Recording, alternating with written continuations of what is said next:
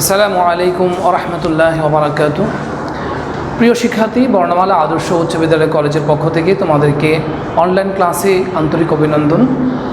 আমরা তোমাদের প্রাক নির্বাচনী পরীক্ষার পূর্বে তোমাদেরকে আমরা সিলেবাসটা কমপ্লিট করে দিয়েছিলাম। এখন আমরা পুনরায় আবার রিভিশন করতেছি। তো রিভিশন পর্বে আমরা তোমাদেরকে দ্বিতীয় অধ্যায় সম্পর্কে আলোচনা করেছিলাম। প্রিয় শিক্ষার্থী, তোমরা জানো আমরা দ্বিতীয় অধ্যায় থেকে তোমাদের হাদিস সংক্রান্ত আলোচনা করেছিলাম। এই পর্যায়ে আমরা আজকে তোমাদের ক্লাসে আলোচনা করব শরিয়াতের আহকাম সংক্রান্ত পরিভাষা।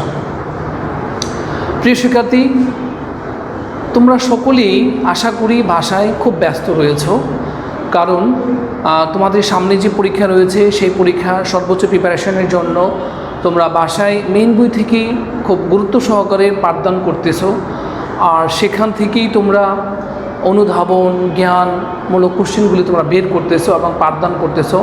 আমরা জাস্ট তোমাদেরকে শুধুমাত্র এই পরিভাষা থেকে যে কোশ্চেনগুলি আসে সেগুলি ফাইন্ড আউট করার চেষ্টা করব, আর তোমাদেরকে বাসায় সেটা প্র্যাকটিস করতে হবে। আমরা তোমাদেরকে রিভিশন ক্লাসের মধ্যে দ্বিতীয় অধ্যায় থেকে আলোচনা করেছিলাম হাদিস সংক্রান্ত। আজকের ক্লাসে তোমাদেরকে আমরা আলোচনা করব শরিয়াতের আহকাম সংক্রান্ত পরিভাষা সম্পর্কে। প্রিয় শিক্ষার্থী, আমরা যদি জানি এখানে দেওয়া আছে শরিয়াতের আহকাম সংক্রান্ত পরিভাষা। এর মধ্যে রয়েছে ফরজ, ওয়াজিব, সুন্নাত, নফল, মুস্তাহাব, মানদুব, মুবাহ, হালাল এবং হারাম। আমরা যদি এই চ্যাপ্টার থেকে আলোচনা করি তাহলে প্রথমেই দেখব শরিয়াত কাকে বলে। তোমরা সকলেই জানো শরিয়াত হচ্ছে বিধিবিধান, জীবন পদ্ধতি, অর্থাৎ আমরা সকলেই একটি নির্দিষ্ট গন্তব্যে ছিলাম, আমরা সকলেই জান্নাতের মধ্যে ছিলাম। আল্লাহ রাব্বুল আলামিনের নির্দেশে আমরা দুনিয়া থেকে এসেছি এবং আমাদের সকলের গন্তব্য হচ্ছে আবার সেই জান্নাত।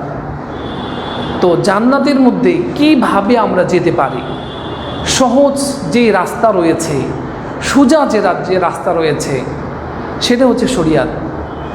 অর্থাৎ একটা জায়গার মধ্যে বিভিন্নভাবে একজন মানুষ তার গন্তব্যে পৌঁছতে পারে। তো আমাদের সকলের গন্তব্য হচ্ছে জান্নাত। তো কিভাবে আমরা সকলেই সহজে সেই জান্নাতের মধ্যে যেতে পারি সেই রাস্তা আমাদেরকে দেখাবে শরিয়াত। শরিয়াতের হুকুমগুলির মধ্যে রয়েছে আমরা কিভাবে সহজে জান্নাতের মধ্যে পৌঁছতে পারব।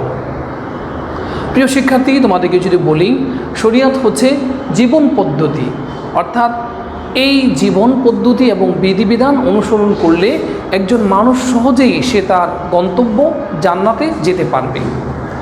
তো আমরা যদি তোমাদেরকে বলি আহকাম কি, আহকাম শব্দটি হচ্ছে বহুবচন, একবচন হচ্ছে হুকুম, হুকুমের বহুবচন হচ্ছে আহকাম, হুকুমের বহুবচন হচ্ছে আহকাম।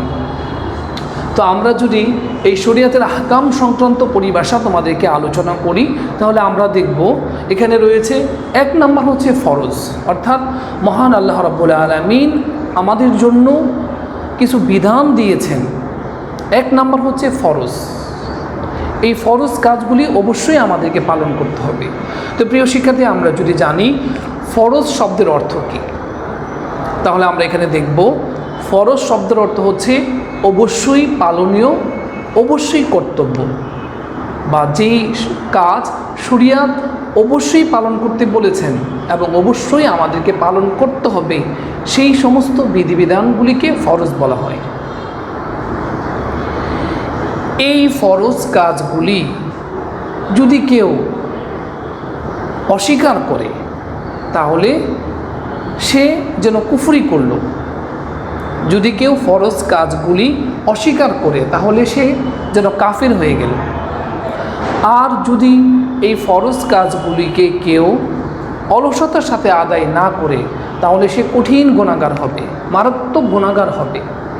কিন্তু এই ফরজ বিধানকে যদি কেউ অস্বীকার করে তাহলে সে যেন কুফরি করল। যেমন আমরা জানি আল্লাহ রাব্বুল আলামিন আমাদের জন্য 5 ওয়াক্ত নামাজ ফরজ করেছেন।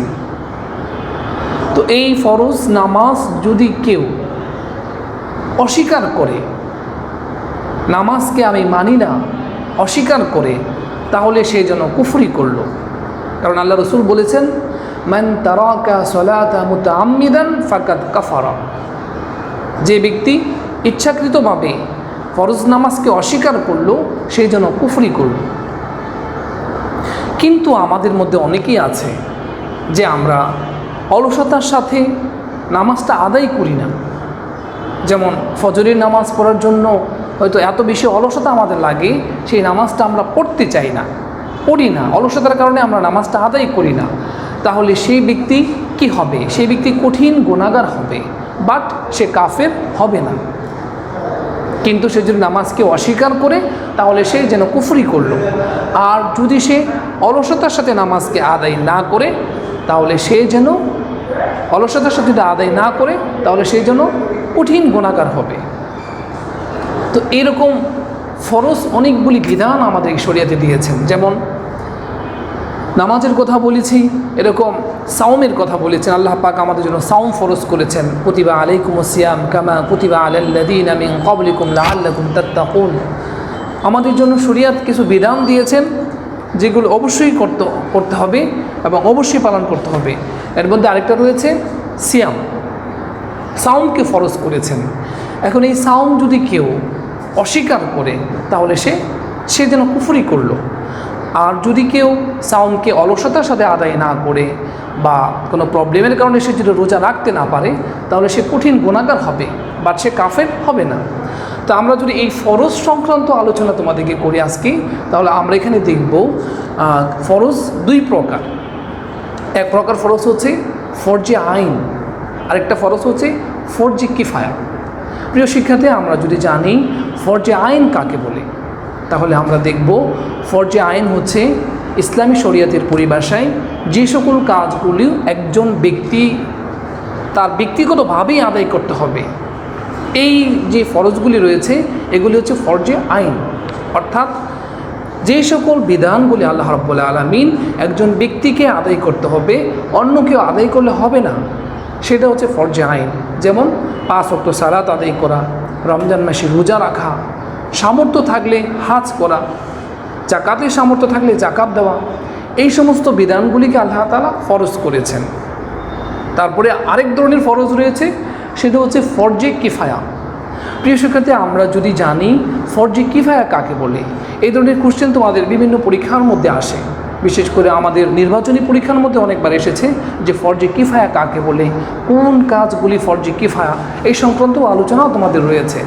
আমরা যদি জানি ফরজে কিফায়া কাকে বলে তাহলে আমরা দেখব, অর্থাৎ আল্লাহ রাব্বুল আলামিন এমন কিছু বিধান আমাদের সামনে রেখেছেন যেটা হচ্ছে সমষ্টিগত ফরজ। অর্থাৎ এই সকল ফরজ যদি সমাজের কিছু মানুষ আদায় করে তাহলে সমাজের সকলের পক্ষ থেকে আদায় হয়ে যাবে, তাকে বলা হয় ফরজে কিফায়া। যেমন জানাজা নামাজ আদায় করা, আমাদের এই মহল্লার মধ্যে যদি কেউ ইন্তেকাল করলো বা সে মারা গেল, তো এই মহল্লার সকলের উপর তার জানাজার নামাজ আদায় করা ফরজ। কিন্তু সকলেই যদি আদায় না করে কিছু সংখ্যক লোক যদি সেখানে অ্যাটেন্ড করে বা নামাজ পড়ে জানাজা দাফন কাফন কমপ্লিট করে তাহলে সবার পক্ষ থেকে আদায় হয়ে যাবে, এটা হচ্ছে ফরজে কিফায়া। এরকমভাবে আরও ফরজে কিফায়া, আরও এরকম কিফায়ার আরও সংজ্ঞা রয়েছে। যেমন রমজানের শেষ দশক ইতেকাফ করা, এটা হচ্ছে সুন্নাতে মুআক্কাদে কিফায়া। এই ক্ষেত্রে অর্থাৎ রমজানের শেষ দশক ইতেকাফ মসজিদে করতে হবে, এটা মহল্লার সকলের জিম্মেদারি, সকলের দায়িত্ব। কিন্তু কোনো মহল্লার মধ্যে যদি একজনও সেই মসজিদের মধ্যে ইতেকাফ না করে তাহলে পুরা মহল্লাবাসী গুনাহগার হবে। আর যদি মহল্লার পক্ষ থেকে কিছু মানুষ মসজিদের মধ্যে 10 দিন ইতেকাফ করে তাহলে পুরা মহল্লার মানুষ দায় মুক্তি হয়ে যাবে। এটা হচ্ছে সুন্নাতে মুআক্কাদে কিফায়া। তো আমরা আজকে তোমাদেরকে ফরজের কথা বলেছি, তাহলে আমরা জানলাম ফরজ দুই প্রকার, ফরজে আইন এবং ফরজে কিফায়া। ফরজে আইন হচ্ছে একজন মানুষকে ব্যক্তিগতভাবেই সে দায়ী এবং তাকে ব্যক্তিগতভাবেই আদায় করতে হয়, সেই ফরজগুলিকে বলা হয় ফরজে আইন। আর ফরজে কিফায়া হচ্ছে সমষ্টিগতভাবে ফরজ, অর্থাৎ শরীয়তের মধ্যে এমন কিছু বিধান রয়েছে যেটা সমষ্টিগতভাবে ফরজ করা হয়েছে, যদি কিছু সংখ্যক লোক সেটাকে আদায় করে তাহলে সকলের পক্ষ থেকে আদায় হয়ে যাবে, সেটা হচ্ছে ফরজে কিফায়া। এই পর্যায়ে আমরা তোমাদের সামনে শরিয়াতের আহকাম সংক্রান্ত আরেকটি পরিভাষা আলোচনা করব, সেটা হচ্ছে ওয়াজিব। তাহলে প্রথমেই যদি আমরা জানি ওয়াজিব শব্দের অর্থ কী। ওয়াজিব শব্দের অর্থ হচ্ছে, এটা অর্থ হচ্ছে অবশ্যই পালনীয়, অবশ্যই কর্তব্য। আর ওয়াজিব হচ্ছে ফরজের কাছাকাছি, ফরজের পরেই হচ্ছে ওয়াজিবের স্থান। কেউ যদি ওয়াজিবকে অস্বীকার করে, কেউ যদি ওয়াজিব কাজকে না করে, তাহলে সে মারাত্মক গুনাহগার হবে, বাট সে কাফের হবে না। আমরা যদি ওয়াজিবের সংজ্ঞাগুলি দেখি, ওয়াজিব কাজগুলি দেখি, তাহলে আমরা দেখতে পাবো যেমন 2 ঈদে নামাজ আদায় করা ওয়াজিব, 2 ঈদের মধ্যে অতিরিক্ত 6 তাকবীর বলা ওয়াজিব। আমরা জানি ভিতরের নামাজ পড়া ওয়াজিব, ভিতরের নামাজের মধ্যে দোয়া কুনুত পড়া ওয়াজিব। আমরা জানি নামাজের মধ্যে কিছু ওয়াজিব রয়েছে, যেমন সূরা ফাতিহা পড়া ওয়াজিব, নামাজের মধ্যে রুকু থেকে সোজা হয়ে দাঁড়ানো ওয়াজিব, 2 সিজদার মাঝখানে সোজা হয়ে বসা ওয়াজিব। যদি কোনো ব্যক্তি নামাজের মধ্যে কোনো ওয়াজিবকে ছেড়ে দেয়, নামাজের মধ্যে কোনো ওয়াজিব তার যদি বাদ পড়ে যায়, তাহলে তাকে সিজদায়ে সাহু দিতে হবে, অর্থাৎ নামাজ শেষ হয়ে তাকে আর 2টা সিজদা দিতে হবে, তাহলে তার পুনরায় নামাজ আদায় হয়ে যাবে। আর যদি সে সাহু সিজদা না দেয়, তাহলে তাকে নামাজ আবার পড়তে হবে। এরকমভাবে যদি নামাজের মধ্যে কিছু ফরজ বিধান রয়েছে, সেগুলি যদি কেউ আদায় না করে, তাহলে তার নামাজ হবে না, পুনরায় তাকে নামাজ পড়তে হবে। তাহলে আমরা এখানে জানলাম ওয়াজিব কাজ হচ্ছে ফরজের কাছাকাছি, ফরজের পরেই ওয়াজিবের স্থান। ওয়াজিব অস্বীকার করলে কাফের হবে না, কিন্তু কঠিন গুনাহগার হবে। ওয়াজিবের সংজ্ঞার মধ্যে আমরা জানলাম 2 ঈদের নামাজ আদায় করা ওয়াজিব, কুরবানি দেওয়া ওয়াজিব, সাদকাতুল ফিতরা দেওয়া ওয়াজিব, ভিতরে নামাজ পড়া ওয়াজিব, ভিতরে নামাজে দোয়া কুনুত পড়া ওয়াজিব। নামাজের মধ্যে কিছু ওয়াজিব রয়েছে, এই সংক্রান্ত তোমরা তোমাদের পাঠ্যবইয়ের মধ্যে বিস্তারিত আলোচনা পাবে, সেখান থেকে তোমরা বিস্তারিত পাঠ করবে ইনশাআল্লাহ। তারপরে যদি আমরা দেখি সুন্নাহ, সুন্নাহ অর্থ কী? সুন্নাহ অর্থ হচ্ছে রীতি নীতি, পথ পদ্ধতি, অর্থাৎ রাসূল আকরাম সাল্লাল্লাহু আলাইহি ওয়াসাল্লাম আমাদেরকে যেই কাজ তিনি করেছেন এবং আমাদেরকে করতে বলেছেন, এবং সাহাবাদেরকে উৎসাহ দিয়েছেন, এবং সাহাবারা কিছু কাজ রসুলের সামনে করেছে, কিন্তু রাসূল আকরাম সাল্লাল্লাহু আলাইহি ওয়াসাল্লাম তাদেরকে নিষেধ করেন নাই, তাদেরকে বাধা দেন নাই, অর্থাৎ মনে মনে সম্মতি দিয়েছেন। এই ধরনের কাজ হচ্ছে সুন্নাহ। আমরা যদি এই সুন্নাহ সম্পর্কে তোমাদের ক্লাসে আলোচনা করি, তাহলে আমরা দেখব এই সুন্নাহ হচ্ছে 2 প্রকার। একটা হচ্ছে সুন্নাতে মুআক্কাদা, আর আরেকটা সুন্নাত হচ্ছে সুন্নাতে গায়রে মুআক্কাদা, বা এই গায়রে মুআক্কাদা আরেকটা নাম রয়েছে, এটাকে বলা হয় সুন্নাতে জাইদা, অর্থাৎ অতিরিক্ত সুন্নাত। তো তোমরা যদি আজকে এই ক্লাসের মধ্যে জানো যে আমরা যে আজকে সুন্নাত কি 2 প্রকার বলেছি, সুন্নাতে মুআক্কাদা এবং সুন্নাতে গায়রে মুআক্কাদা, এই আলোচনা আমরা বিস্তারিত ব্যাখ্যা করলে আমরা দেখতে পাই সুন্নাতে মুআক্কাদা কাকে বলে। অর্থাৎ যেই সকল কাজ রাসূল আকরাম সাল্লাল্লাহু আলাইহি ওয়াসাল্লাম নিজে করেছেন এবং সাহাবীদেরকে করতে বলেছেন, আদেশ করেছেন, এই ধরনের সুন্নত হচ্ছে সুন্নাতে মুআক্কাদা। এটা ওয়াজিবের পরেই এটার স্থান, এটা ওয়াজিবের কাছাকাছি। এই সুন্নত, এই প্রকারের সুন্নত যদি কেউ অস্বীকার করে বা আদায় না করে, তাহলে সে গুনাহগার হবে। যেমন আমরা এই ধরনের সুন্নাতের মধ্যে দেখি যে আমরা জানি ফজরের 2 রাকাত ফরজ নামাজ, এর আগে যে 2 রাকাত সুন্নত রয়েছে সেটা হচ্ছে সুন্নাতে মুআক্কাদা। এটা যদি কেউ আদায় না করে, তাহলে সে গুনাহগার হবে। এরকমভাবে আমরা জানি জোহরের নামাজ 4 রাকাত ফরজ, ফরজের আগে 4 রাকাত সুন্নাত পড়তে হয়, সেটা হচ্ছে সুন্নাতে মুআক্কাদা। তারপরে ফরজের পরে আবার রয়েছে 2 রাকাত সুন্নাত, এটা হচ্ছে সুন্নাতে জাইদা, এটাও সুন্নাতে মুআক্কাদা। তারপরে এরকম আসরের নামাজের আগে সুন্নাত রয়েছে, এটা হচ্ছে সুন্নাতে জাইদা। ঠিক এরকমভাবে মাগরিবের ফরজ নামাজের পরে 2 রাকাত সুন্নাত রয়েছে, সেটা হচ্ছে সুন্নাতে মুআক্কাদা। এরকমভাবে এশার ফরজ নামাজের পর 2 রাকাত সুন্নাত রয়েছে, সেটা হচ্ছে সুন্নাতে মুআক্কাদা। তারপরে রয়েছে ভিতরের নামাজ, সেটা হচ্ছে ওয়াজিব।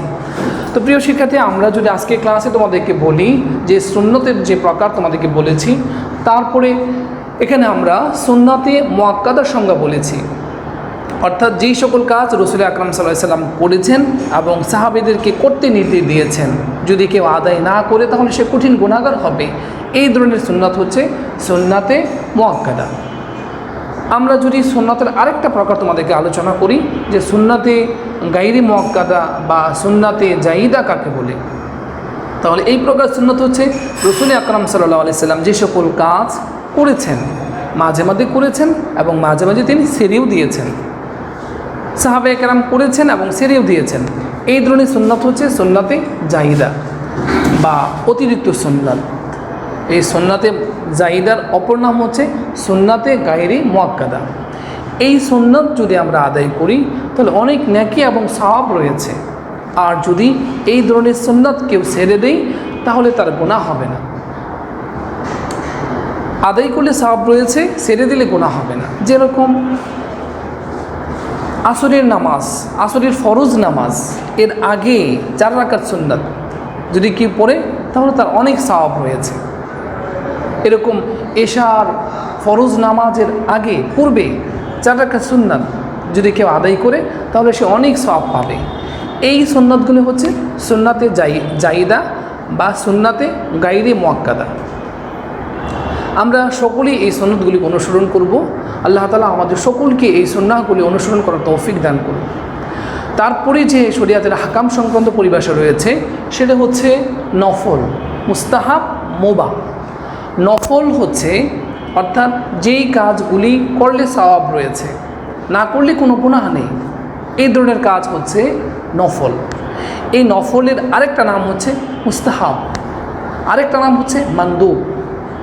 যেমন রসুল আকরাম সাল্লাল্লাহু আলাইহি সাল্লাম আমাদেরকে রমজানের রোজা রাখার পর ইফতারি করতে বলেছেন, কিন্তু এখানে ইফতারের কথা আল্লাহ রসুল বিশেষভাবে বলেছেন কেউ যদি খেজুর বা খুরমা দিয়ে প্রথম ইফতারি শুরু করলো তাহলে সেই জন্য মুস্তাহাব সওয়াব পাইল, নফল সওয়াব পাইল।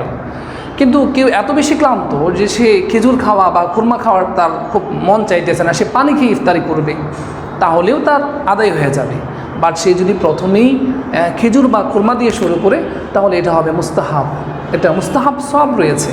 তো এই ধরনের কাজগুলি শরীয়তের মধ্যে, অর্থাৎ যে সকল কাজ রসুল আকরাম সাল্লাল্লাহু আলাইহি সাল্লাম করেছেন এবং উৎসাহ দিয়েছেন, কিন্তু যদি কেউ না করে তাহলে কোনো গুনাহ নেই, এই ধরনের কাজ হচ্ছে মুস্তাহাব।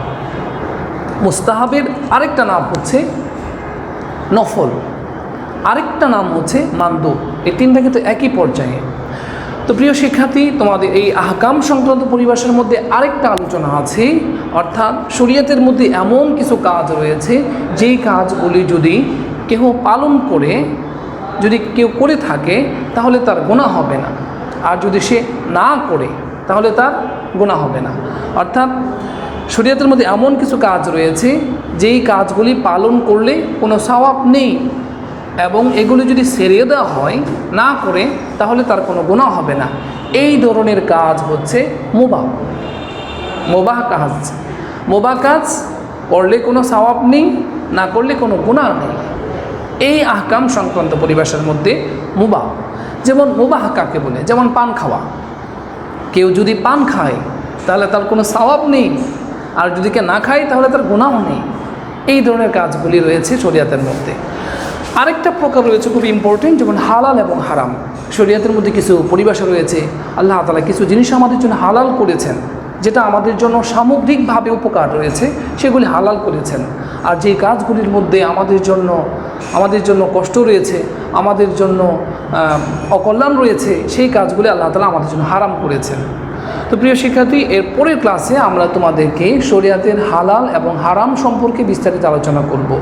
তোমরা যারা বাসায় রয়েছ, সকল শিক্ষার্থী তোমরা বাসায় মনোযোগ সহকারে পাঠদান করতেছো, আমি তোমাদেরকে বলছি তোমরা মেইন বইটাকে অনুসরণ করবে। সেখানে তোমাদের অনুধাবন, জ্ঞান এবং প্রয়োগমূলক বিভিন্ন কোশ্চেন এই বইয়ের মধ্যে রয়েছে। আমরা তোমাদেরকে হালকা ধারণা দিয়েছি, তো তোমরা বেশি করে বাসায় প্র্যাকটিস করবে সেই প্রত্যাশা করি। এবং তোমাদের নির্বাচনী পরীক্ষা কিভাবে হবে সেই সংক্রান্ত হয়তো তোমরা এখনই পেয়ে যাবে, কিভাবে আমরা পরীক্ষা নেব বা কী করব, এই সংক্রান্ত তোমরা সবসময় যোগাযোগ রাখবে আমাদের সাথে, আমাদের শ্রেণী শিক্ষকের সাথে যোগাযোগ রাখবে। তোমরা সকলেই বাসায় খুব মনোযোগের সাথে পাঠদান করো। আল্লাহ তাআলা আমাদের সকলকেই সুস্থ রাখুন এবং সেই কল্যাণ কামনা করে আজকে আমি এখানে ক্লাস শেষ করতেছি। আসসালামু আলাইকুম ওয়া রাহমাতুল্লাহি ওয়া বারাকাতুহু।